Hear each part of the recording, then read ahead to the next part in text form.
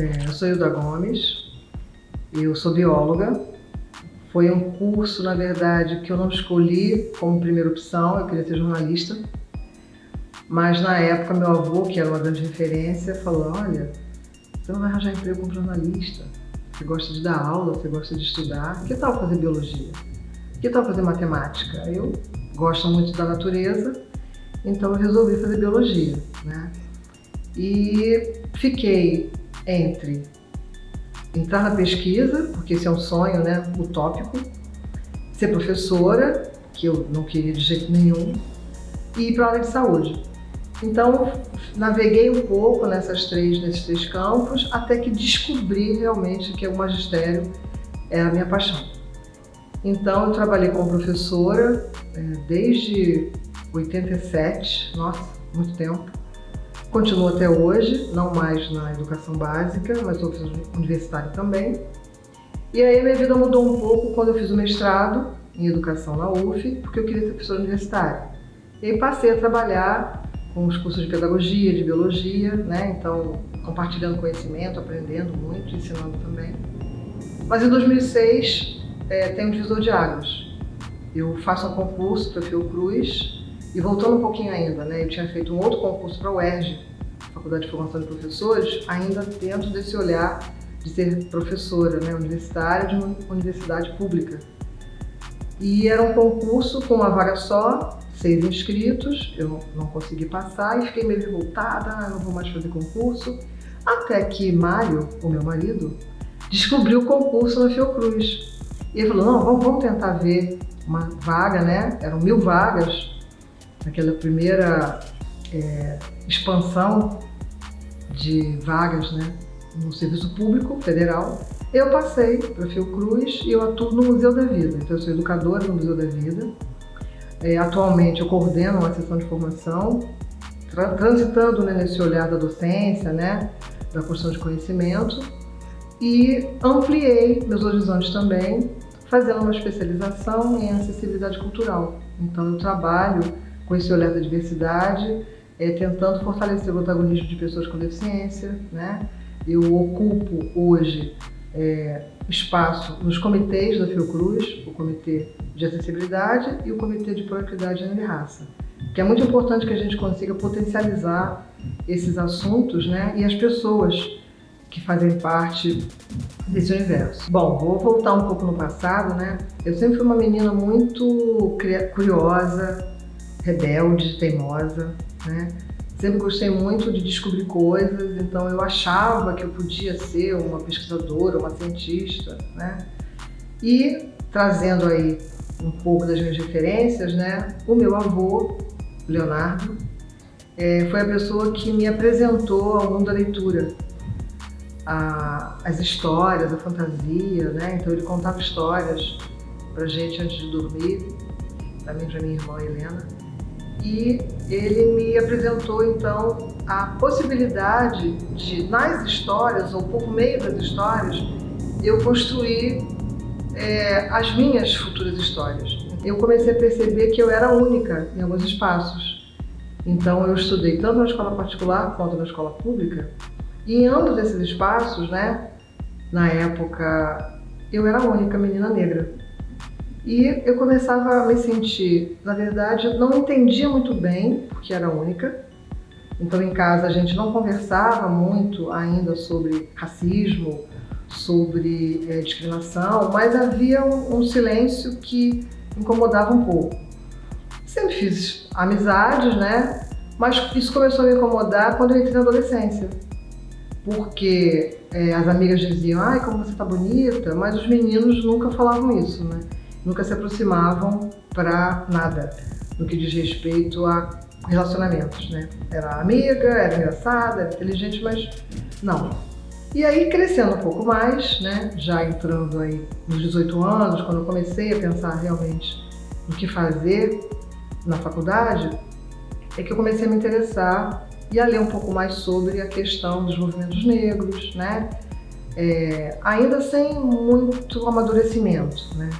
Mas a minha vida, antes de estar no ensino superior, antes de estar no mundo do trabalho também, né, era um misto de solidão, curiosidade, rebeldia e sem entender, né? Eu acho que a palavra estranhamento, eu posso dizer, né? Porque eu era a única nos lugares, né? Porque, ora, na escola particular, porque meus pais pagavam a escola, então não havia outros colegas negros que tinham essa possibilidade. Eu estudei no colégio de freiras, inclusive, né?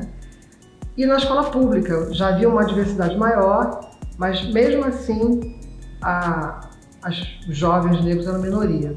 Então, eu ingressei na graduação porque na minha casa, né, a minha mãe, que nasceu em 1936, ela foi a primeira mulher negra da família com curso universitário. Então, para mim, para minha irmã, já era natural ter uma mãe com curso superior. Então, era natural, não foi uma conversa tipo, minha filha, você tem que fazer faculdade.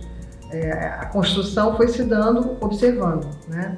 O que faltava era a escolha do curso, porque eu, como falei, eu achava, né, que podia ser jornalista, mas como naquele momento a minha referência de conversa, né, de aproximação, acolhimento era meu avô, porque a minha mãe trabalhava o dia inteiro, meu pai também, então eu segui o que ele disse e não tentei me aventurar cursando jornalismo e nem pensei em desobedecer, né? Era um movimento natural obedecer, mesmo eu com aquele interior mais revoltado, né? Mais teimosa, como eu era rotulada, a rebelde, né? Mas a partir do momento que eu escolhi fazer ciências biológicas, eu fui com tudo, né? E como falei, naveguei nesses 3 momentos de tentar pesquisa, ir para a área de saúde e me entender como alguém que ia trabalhar mesmo com a formação. Como eu falei, né, eu sempre fui a única na escola. Nesse primeiro momento, né, que na minha época era jardim de infância, hoje educação infantil, no fundamental e no médio. Queria até trazer uma lembrança que eu acabo de registrar na época da alfabetização e do jardim de infância, né? Eu estudei numa escola pública nesse início da minha vida e tinha uma festa muito importante na escola que era a festa junina. E vocês sabem que na festa junina tem o noivo e a noiva da quadrilha. Então eu era a única menina negra dessa escola. E a professora era uma mulher alta, branca, loura, de descendência alemã. Ela era alemã, ela tinha até um sotaque, eu me lembro. E eu até hoje sinto o cheiro daquela escola, do refeitório, né? E vocês acreditam que ela me escolheu para ser a noiva? Eu fui a noiva do jardim de infância e eu me lembro de eu correndo pelo pátio da escola com um véu branco na cabeça, que era a roupinha, né, da noiva. Então essa é uma lembrança bem interessante e que depois não aconteceu mais, de ser escolhida, né? Então, na graduação, eu fiz uma faculdade particular em Niterói, Faculdade Integral de Maria Tereza, tenho muito orgulho disso, porque foi lá que eu comecei a me ver como uma pessoa negra, uma mulher negra. Eu já era uma boa aluna, estudiosa, e aí vem aquela máxima, né? Você precisa ser a melhor, você tem que estudar 100 vezes mais. Não fiz isso como um desafio, mas eu já vinha nesse processo, né? De curiosidade, de leitura, de construção de conhecimento. Então, infelizmente, vou usar de novo a palavra foi natural, né? Mas é uma construção social, né? Histórica e política, né? Tendo como base o educativo. Então eu fui buscar, já que a faculdade particular, principalmente naquela época, né? Década de 80 que eu fiz, tinha as suas lacunas, eu precisava preencher essas lacunas, né? Então buscando outros conhecimentos, outras referências, outras leituras, tentando conhecer pessoas das públicas, no caso a UFRJ e a UERJ, que tinham o curso de biologia, a UF não tinha ainda naquele momento, para tentar então me apropriar mais e conseguir chegar no mercado de trabalho de uma outra forma, porque naquela época havia um preconceito maior com relação a quem fazia faculdade particular, né? Então, dentro do curso, eu lembro e reconheço que em alguns momentos as pessoas me tratavam com um pouco de desconfiança, de inveja, né? Eu sempre tentei ser bem criativa, fiz ótimos amigos e amigas na faculdade, mas também muitos desafetos, né? Porque eu não levava desaforo para casa. E eu achava que eu tinha que me destacar, mas não um destaque para os outros, para mim mesma. Tem algumas questões também, né? Dentro desse ambiente profissional, né? E universitário, se é que eu posso usar essa palavra, é que antes do mestrado, que eu terminei em 99, eu também comecei a pensar em fazer concursos públicos para ser professora da rede pública. Então eu fui professora da rede municipal de Itaboraí, da rede municipal de São Gonçalo, do estado. Então, em todos esses momentos, como professora de ciências, eu tinha algumas questões para conversar com as minhas turmas, né? Em sua maioria, meninas negras, e que também passavam por aquele momento de estranhamento que eu falei. E, ao mesmo tempo, o corpo docente, quando eu chegava, né, com alguma novidade, porque dentro da biologia você pode criar várias estratégias diferentes de aula, então eu também percebia determinados comentários, que é uma frase que também cerca as mulheres negras, né? Que é assim, nossa, ela quer aparecer, né? E eu achava muito interessante e engraçado que nem me passava pela cabeça aparecer. Eu queria era desenvolver com as turmas o que eu havia aprendido. Então é muito engraçado essas situações que sempre chegam para nós. Um outro caso, eu estava dando aula, estava dentro de uma sala de aula, curso de pedagogia, e estava de frente para a turma. Daqui a pouco alguém bate a porta, pode entrar, entra um rapaz branco, aí ele faz assim, ele olha para um lado, olha para o outro, ele bota o rosto dentro da sala e faz a seguinte pergunta: cadê a professora? E eu estava de frente para a turma. Aí a turma, que já me conhecia, né, arregalou os olhos, silêncio total, ele olha de novo, faz a mesma coisa: cadê a professora? Aí eu falo: oi, tudo bem? Você quer dar um recado para a professora? Aí ele olha para mim e fala: sim, eu quero. Ela tá aí? E olhando assim para dentro da sala. Aí eu falei assim: faz o seguinte, entra, fecha a porta, porque aí você vai achar a professora e vai conseguir dar um recado para ela. Aí ele entra, eu falei: vem cá. Aí ele chega perto de mim, eu falo: pode dar um recado? Aí ele pergunta de novo: mas cadê a professora? Eu falei: meu querido, sou eu. Aí ele ficou vermelho, não sabia o que fazer, e eu disse assim: pode dar um recado, né? Porque são situações que eu aproveito o máximo, não tem como não aproveitar, né? Eu sempre falo, né, com as minhas amigas e os meus colegas de trabalho mais próximos, que eu sou uma pessoa, né, que não parece, só os íntimos sabem, que eu tenho uma raiva gigantesca guardada aqui dentro. Só que eu transformo essa raiva nesses momentos em que eu passo para a pessoa. É uma máxima, né? Que gentileza gera gentileza, né? Que a empatia, como Jamila Ribeiro disse, é uma construção intelectual, então a gente tem que exercitar a empatia. Não é uma questão de pena, é uma questão de exercício diário, né? De se colocar no lugar do outro ou da outra, para você poder entender e seguir a vida, né? Sempre fazendo esse movimento de acolhimento. Dos anos 2000 para cá é que começaram as especializações, né, em educação e relações étnico-raciais. Então, esses cursos que trouxeram essas referências. E são cursos muito procurados por pessoas negras. E eu acho que tem que ser também por pessoas brancas, né, para que a gente consiga tirar, entre aspas, do gueto, né, não é isso, mas capitalizar esse conhecimento. Porque, no meu caso, né, que fiz biologia, eu agora, no contexto da pandemia, é que eu achei uma referência, que é a Jaqueline Góes de Jesus, né, que ficou famosa por conta de mapear o genoma do vírus, mas eu também conheci a Zoilda Loreto de Trindade, que já é falecida, a Janete Ribeiro, a Sônia Guimarães, que é a primeira professora negra do ITA, Jamila Ribeiro, e sem falar, né, das minhas avós, da minha mãe, das minhas tias, né, da minha filha, né, que também tem todo esse componente que continua me referenciando. Eu tenho mulheres também muito interessantes, que são minhas companheiras na Fiocruz, Roseli Rocha, Marina Ribeiro, Selma Maria, que é uma escritora, deixa eu ver, nossa, eu não gostaria de esquecer de ninguém, mas são pessoas, são profissionais que não são da biologia, né? Elas são da ciência, porque elas constroem conhecimento, elas produzem conhecimento novo. E o mais importante delas é que há um compartilhamento dessas informações, né?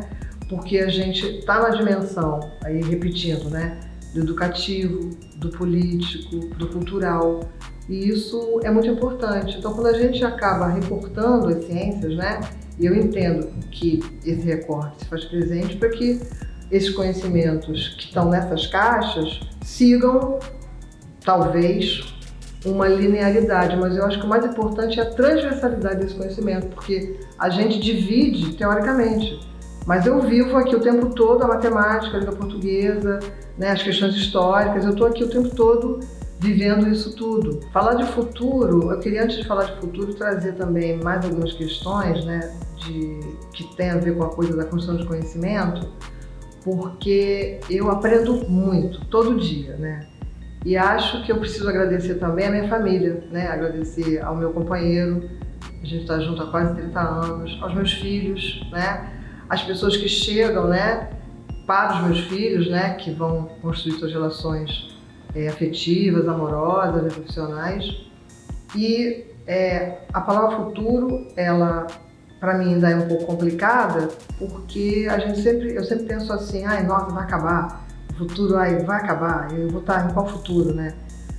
Mas eu acho que o que a gente precisa é viver cada dia, um dia de cada vez. Eu acho que com a lei das cotas, com essa política de ação afirmativa cada vez mais forte, a gente tem que continuar brigando, lutando por isso, tanto do ponto de vista para ingresso na graduação, como ingresso nos cursos de pós-graduação, como em concursos públicos, como em estágios, como nas escolas. Então a gente precisa trazer a população negra para um outro status, né, de vida saudável. Eu acho que é isso, é vida saudável. Eu sei que a gente tem que tentar ser feliz. Lógico que esse conceito também é abstrato, variável, mas hoje, por exemplo, eu estou feliz porque eu estou aqui, né? Eu nunca podia imaginar ser chamada para ser entrevistada, homenageada. Eu não sei, né? Não sabia que isso poderia ser possível. Então hoje eu estou feliz, porque eu saí de casa pela primeira vez para ir para um lugar fora da minha casa, né? Atravessei a ponte de Niterói, estou no Rio de Janeiro, né? Um lugar maravilhoso, com pessoas maravilhosas, né? Que puderam me propiciar esse momento. Então, hoje, para mim, já é futuro, né? Olha, assim, essa exposição, eu estou muito assim, honrada por fazer parte dela, muito curiosa para ver o resultado também, para conhecer as outras pessoas, né, que fizeram parte. Acho que foi uma ideia espetacular, né? A gente precisa abrir mais espaço para essas produções, né? Principalmente nesse momento de pandemia, que está tudo pelas redes sociais, né? As coisas audiovisuais estão mais em alta. Sim, eu queria então aproveitar e dizer que eu estou com um projeto na rua, né? Que é o Meninas Negras na Ciência. A gente tem uma página no Instagram, @Meninas Negras na Ciência. Então esse projeto quer aproximar meninas, estudantes do ensino médio, de escolas públicas. No primeiro momento, o nosso foco é nos territórios de Manguinhos, Maré, Jacarezinho e Alemão, mas por conta da desigualdade social a gente entendeu, né, reconheceu a dificuldade no acesso à internet e também na aquisição de equipamentos eletrônicos. E o foco do projeto é que as meninas conheçam mulheres, cientistas, ativistas de movimentos sociais, principalmente negras, mas não negras também, né, que o foco é a ciência de maneira geral. E a gente está torcendo para que essa pandemia vá embora, para poder levar as meninas para conhecer os laboratórios da Fiocruz. E aí sim, potencializar estágio e, quem sabe, né, elas também se sintam estimuladas a seguir o caminho da ciência, de maneira geral. Então não é uma camisa de força, né? No grupo são 10 meninas com interesses variados, estudam em escolas técnicas e escolas públicas. E é isso. Então sigam a gente nas redes, compartilhem, que o trabalho está bem interessante.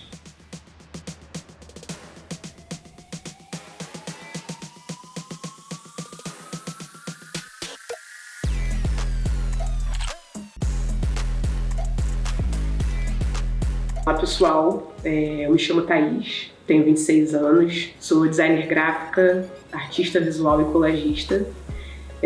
O meu processo na colagem, especificamente, ele surge dentro da faculdade de designer gráfico, onde ao entrar na faculdade, ao entrar no meio acadêmico, eu me deparo com uma falta muito grande de referências pretas dentro do design. De autores e autoras negras. Dentro disso, eu parto para uma buscar vivências e referências que me representem como uma mulher preta. E aí, durante essas pesquisas, eu encontro Rosana Paulino, que é uma artista que eu admiro demais, colagista também. E a partir dela, eu conheço o mundo da colagem e sou muito atravessada por todas as possibilidades que a colagem me traz. E de como é possível, através da colagem, transformar cenários e entender que tudo é muito cíclico e que as coisas estão em constante transformação. Porque eu acho que a arte, ela dialoga de uma forma não verbal. É muito difícil passar para palavras o que significaria arte para mim. Mas, pela minha vivência, eu acredito que a arte mudou minha vida. Eu acredito que a arte é a forma de diálogo não verbalizada e por isso muito potente.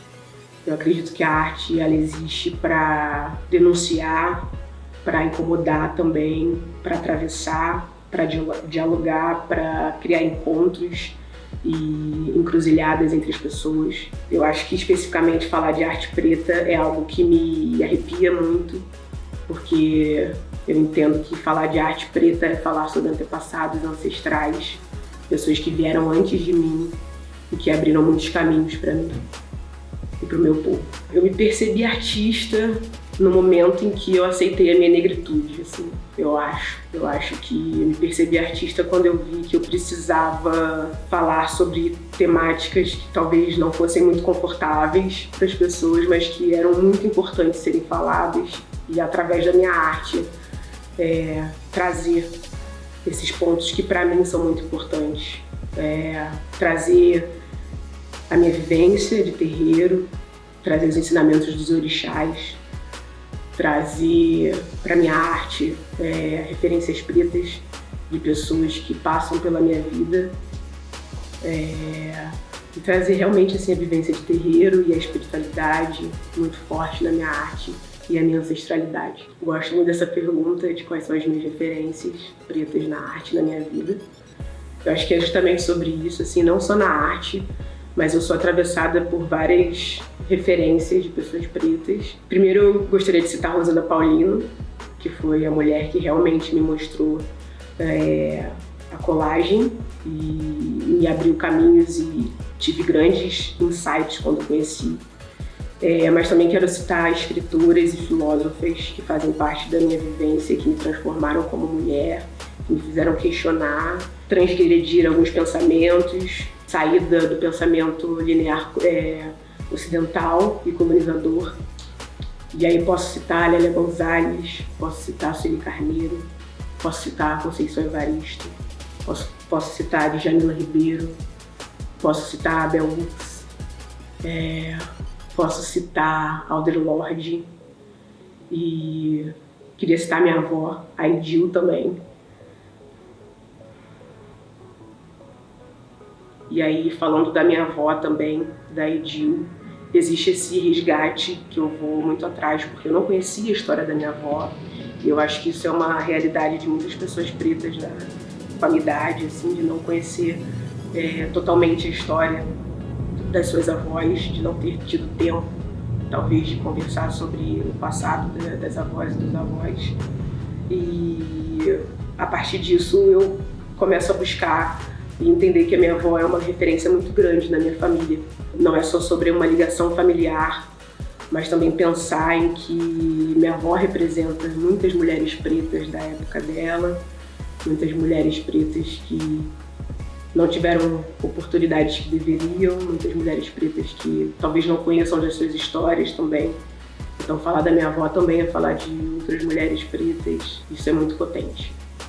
O futuro que eu imagino para pessoas pretas, eu sinto que talvez esteja muito distante ainda do que eu acho correto e justo. Eu acho que a gente ainda tem muito pouco espaço, não só na arte, mas em vários outros meios, em várias outras profissões. Eu espero que a gente possa cada vez mais falar sobre as nossas vivências, sejamos autores das nossas biografias e que pessoas brancas deem mais espaço para as pessoas pretas poderem falarem de si, porque eu acho que esse ponto é sobre isso também. Não é só sobre a movimentação de pessoas pretas e do movimento negro. Eu acho que tem que ser algo em conjunto. As pessoas brancas têm que abrir esse espaço também e as pessoas brancas têm que falar entre as pessoas brancas sobre racismo. Bom, o meu processo artístico, ele é muito pautado através da minha vivência. Eu tento trazer vivências que eu tenho, partindo do ponto da minha negritude também, da minha vivência de terreiro, dos ensinamentos dos orixás. Então as minhas obras, elas trabalham muito com os arquétipos dos orixás, onde eu trago pessoas da minha vivência, pessoas de fora em contextos diversificados. Eu trago esses arquétipos, essas características para essas pessoas. E no trabalho com a Hilda, depois de ler a biografia dela, eu estou tentando trabalhar, e o trabalho também está sendo pautado muito nisso, de trazerem referências e arquétipos dos orixás para dentro da obra e junto com o trabalho dela. Participar da exposição está sendo muito especial para mim, eu fico muito feliz pelo convite. Gostaria de agradecer a Evelyn pelo convite, a toda a equipe, ao pessoal do Sesc Ramos. Esses espaços são muito importantes para nós pessoas pretas, para a gente poder falar das nossas vivências, do nosso trabalho, do nosso povo. Gostaria de deixar, primeiramente, assim, para os jovens pretos, para as meninas pretas, para os adolescentes pretos, acreditem no seu axé, acreditem na força dos seus ancestrais, se sintam lindos e amados, acreditem na espiritualidade que vocês têm. Em geral, eu queria dizer para vocês praticarem mais, para a gente sempre se movimentar e praticar mais, se permitir ser atravessado pelas coisas e aprender cada vez mais com a cosmovisão africana. Acho muito importante a gente aprender sobre transgredir conhecimentos ocidentais que foram impostos para a gente descobrir outras coisas através do conhecimento. Vocês podem acompanhar o meu trabalho pelo meu Instagram mesmo, @devirpássaro. Lá eu posto as minhas obras, posto alguns pensamentos, algumas leituras. É isso.